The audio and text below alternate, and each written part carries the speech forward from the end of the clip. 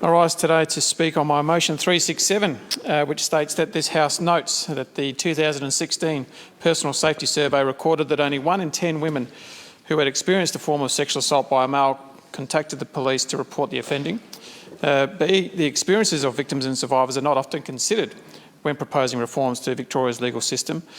C, the underreporting of sexual offending and sexual assault cases is not the result of any individual cause. D, some victims withdraw sexual abuse charges due to the lack of support or belief in the reporting process and feeling pressure from the offender or family in the process. E, as the gatekeepers to the pursuit of legal action in a sexual assault, training of sexual offences and child abuse investigation teams, officers which consider the complex relationships and trauma experienced by the victim is fundamental to providing positive outcomes for victims, therefore combating rates of attrition and non-reporting.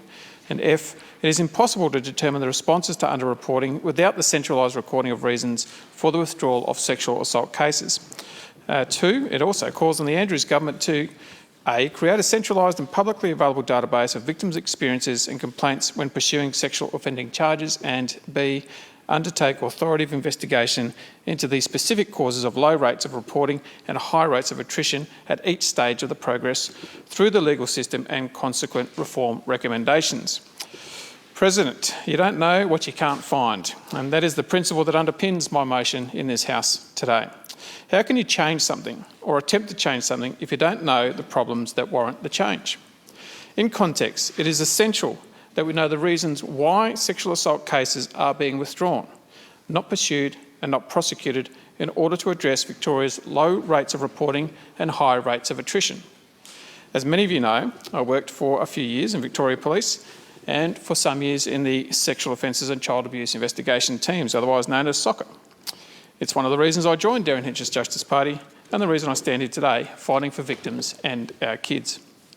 To give you a little bit of information about current practice in Victoria Police, the current primary mainframe system used by VicPol is called the Law Enforcement Assistance Program, or LEAP. A secondary intelligence database used alongside LEAP is known as Interpose. Both systems hold narratives behind complaints and the details of the offences recorded. It is in LEAP and Interpose that police input data that reflect the status of investigations and also allows for the court results to be inputted as well once they are done. Generally speaking, LEAP has the following reasons as generic responses as to why charges or investigations are not proceeded with, and they include complaint withdrawn and offender processed. These codes expose critical gaps in the keeping of police records and the recording of data. Essentially, the systems currently utilised by VicPol do not keep accurate records of why any investigations do not lead to an arrest or other formal action. This is particularly concerning in relation to the offences of sexual assault. I actually queried whether LEAP codes could be adapted to incorporate more situations or reasons, but the advice I received from the Chief Commissioner's Office was that this could be misleading. In what way? I'm not sure. One of the main issues that underpins the discussion today is the low rate of sexual assault reporting by victims. Now, this shouldn't be a revelation to anyone in this place, yet it remains a real and ever-growing problem. If victims of crime, especially sexual crimes, are not coming forward, how are we going to rehabilitate or address this behaviour? This is most important for recidivist offenders who, without proper treatment, will continue to offend. Not the least, sexual assaults also have a devastating effect on survivors and their families. This problem of underreporting obviously builds on a big problem we have in Victoria and Australia more broadly, regarding the perceptions of sexual crimes, including that these are taboo to talk about, and more disturbingly, that victims ask for it, otherwise known as victim blaming. When a sexual assault is reported in the media, we hear at times some people say, well, they shouldn't have been walking there at night. Or, well, have a look at what they were wearing. You rarely hear comments such as, why did that person sexually assault the other? Comments almost always turn to the victim blaming, rather than focusing on the offender who commits the crime in the very first place. An example of why attitudes need to change comes back to the horrible sexual assault in Geelong. It was 2015. A young girl, whom the media report known as Amy, was gang raped by 3 adult men in a park. Several reforms came about as a result of her parents' strong advocacy and the community outrage, that no convictions were laid, but I'll get to that later on. I just wanted to touch on the limited progress in community attitudes towards women, especially young women, in sexual assault and rape charges. After the allegations became public, which I assume the details many of you know in this place, a Geelong police officer went on ABC radio to answer questions from the community. The first question, bewilderingly, was something to the effect of, "What was a young girl doing out there at that hour?" The officer rightly replied on radio that the first question should be, "What were three adult men doing allegedly raping a young girl?" This is still a dangerous community attitude that needs to change. Amy's parents said they had been warned their daughter would be brutalised in the witness stand, which is one reason why many rape reports do not reach court, let alone our police stations here in Victoria. There have been reforms to make the court process more approachable by successive state governments over the past decade, including the Criminal Procedure Act in 2009, which restricted the cross-examination of witnesses, including victims at committal hearings. The Justice Legislation Miscellaneous Amendment Bill 2018, which followed the 2015 VLRC report titled The Role of Victims of Crime in the Criminal Trial Process, where, among other things, restrictions were introduced for cross-examination of intellectually disabled witnesses and child witnesses. The Labor State Government agreeing to adopt the recommendations of the Royal Commission into institutionalised child sexual abuse and the Royal Commission into family violence as well, and more broadly, the introduction of witness screens, support dogs, VARE statements and intermediaries for children has showed great progress in this space. But I reiterate that this doesn't mean that things are perfect, and having the knowledge as to why cases aren't reported in high numbers and why other cases don't make it to court is incredibly important if we are to address the continuing rise of sexual offending. In this case I've mentioned, at the request of Amy and through close consultation with the OPP, her parents decided not to pursue the charges because of the trauma associated with cross-examination by 3 defence barristers and the likelihood of a very minor sentence being preferred, and if not, the possibility of acquittal. Back to my point about the community outrage, there was no convictions. This was a decision by the victim and one that should be respected. However, this case isn't isolated, and this motion affirms a belief that these cases, again, without taking away the victim's anonymity or the alleged perpetrator for that matter, should have the specific reasons for attrition reported, not just complaint withdrawn. A few years after the ordeal, Amy's mother said this, and I quote, "When Amy researched the conviction rates for rape cases, she couldn't believe they were so low and that the prosecution of sexual assaults was so difficult. She was appalled that only 1 in 10 reported rape cases got a conviction," unquote. This makes you wonder if there are cases that are withdrawn because the victim thinks, or is even informed by police or their lawyers, that the rates for convictions are low. Speaking with Amy's mother, this is what she said about this motion, and I quote, "I'm contacted by many victims and mothers of victims, some with more horrific circumstances than Amy's, and they don't report because the system is so difficult and they will be re-victimised. So I think the problem is much larger than the statistics indicate. Nothing major will occur to change behaviours unless there is data which exposes the magnitude of the issue in the same way it did for victims of family violence," unquote. An ABC Investigations piece online that many of you have read in January this year and that I've circulated prior to this on email stated that in Victoria, complaints withdrawn soared to 1 in 4 in 2018. But without context, how do we know what this means? In the same story, Don Weatherburn, a professor at UNSW, said, and I quote, "That's obviously a problem because if police don't keep track of why reports of sexual assault don't result in legal action, there's little anyone can do to improve the number of successful prosecutions." Karen Willis, Executive Director of Rape and Domestic Violence Services Australia, says regarding police recording data that, and I quote, "It's a tick-a-box exercise," unquote, probably suggesting that it should be more than just that. But this isn't a blame game. I'm grateful to have met with the new Chief Commissioner recently, over Zoom, of course. In this meeting, the general reason for not pursuing the database was that LEAP and Interpose are not supported by such changes in data input, which may further complicate the extraction of data.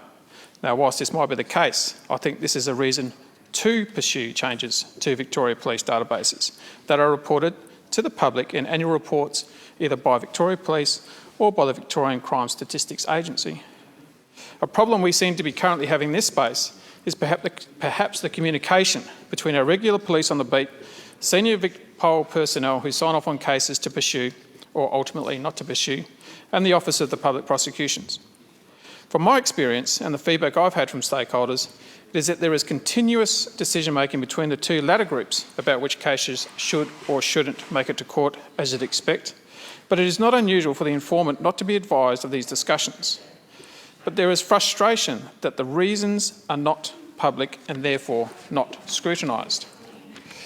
I concede that there is the option of victims of crime submitting complaints to the Ombudsman, where the public can lodge complaints about decisions taken by government departments or agencies.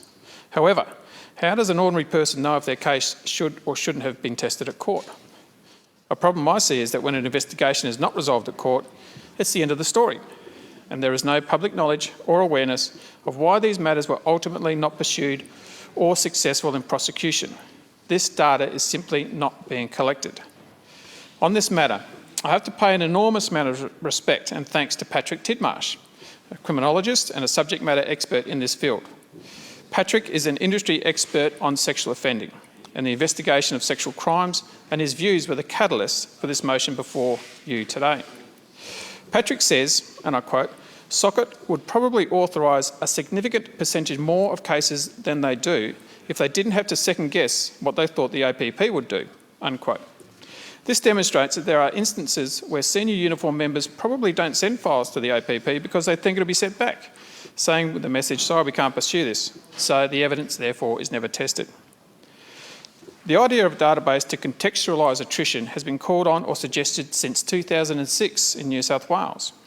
Here, the Bureau of Crime Statistics and Research reported the need to have further context or explanation around reasons for withdrawal. And, I quote, "In cases that are cleared without any charges being laid, police commonly include a notation on their system, such as arrest not desired or no formal action in relation to the suspected offender. These descriptors, however, provide no insight into why the offence was cleared and criminal proceedings not commenced," unquote. The report identified a number of key questions in this space, namely, in particular, what are the precise reasons police and prosecutors do not commence criminal proceedings in the first place? This data is key as it is essential to understand the reasons underlying the closure of an incident without the initiation of criminal proceedings. The findings of the report go on to say that this could be achieved by tracking cases from the reporting of the incident through to the conclusion to assess the precise reasons for the decisions made at various stages, and routinely record this data on their law enforcement databases. Put simply, in order to improve the reasons of high attrition, we need to understand the reasons for attrition at all stages of the criminal process. It is really important to note that reporting of sexual assault has gone up significantly in the past decade or so, and I'm certainly not trying to hide from that fact. In 2012 calendar year, the number of sexual assaults reported was just under 9,000, and in 2016 calendar year was just under 13,000, according to Crime Statistics Agency. This trend is extrapolated to and can be linked as a result of the Royal Commission, the changing community attitudes towards assault, and modern campaigns such as the #MeToo. But attrition rates are still at a rate of over 90%, and that's the problem. The reference in this motion to low rates of reporting alludes to the fact that the data out there suggests that almost 9 out of every 10 aggravated sexual assault incidents in the last 10 years did not contact the police, according to the Australian Institute of Health and Welfare. On this note, mentioning how much sexual assault reporting has increased by way of real numbers, it would be remiss of me, especially as a former Socket detective, to stand here and not advocate for more funding and training for Socket officers. Their specialist training, their ability to deal compassionately with survivors of sexual assault, and their investigation skills are to be commended. But they're only human and can only handle a certain workload, and I can surely attest to that. So I implore the government, on a side note, to consider this. I also want to place on the record that I recognise that not all complaints withdrawn are necessarily a bad thing. With some modern approaches to mending relationships and restorative justice practices, we may see victims withdrawing complaints under mutual agreement with the accused. And I don't see this as a bad thing at all. But again, I come back to the point that by having data collected with this information, we can read into these statistics and narratives more, which is the important point. Again, this is all about information sharing and gathering, rather than punishing people or, in this instance, vilifying someone for getting back with their partner. One of the final things I'll say is that we can always be assured that where there is publicity of something, scrutiny is able to follow. So if this motion is supported, I hope it puts some onus on the government bodies and parties involved to firstly increase the level of information used when recording and reporting on sexual assault crimes, and secondly, carefully consider ways to reduce Victoria's high attrition rates. And lastly, I didn't stand up here today with a bill or a specific model about who should report what, when and how often, because the truth is I don't have access to all that information that I would need to make those decisions. That's why I'm actively seeking to work with the government on this, to recognise that there is still massive underreporting of sexual assault and high attrition rates. Part 2 of this motion asks the government to create this database after investigating and reporting on the causes of underreporting and high attrition rates, and I hope that we can work together on this. This is also the caveat that identifying factors are not to be published in that instance. I also note that there has been an amendment circulated by Mr O'Donoghue. I don't think it's been formally circulated in the chamber, but via the emails that I've had a look at. I've certainly had a look at the amendment there, and which we're not totally averse to, but I can talk on that later on if I have time. In summing up, President, I encourage the support of this chamber so that we as decision makers can be better equipped with knowledge to make appropriate reforms to our system with regards to experiences of sexual abuse survivors. Because at the end of the day, you don't know what you can't find. And once we have this information in front of us, we can make better decisions. It's about the protection and support of victims of sexual offences. I look forward to hearing the other contributions in this place on this matter, and I commend this motion to the House. Thank you, Mr.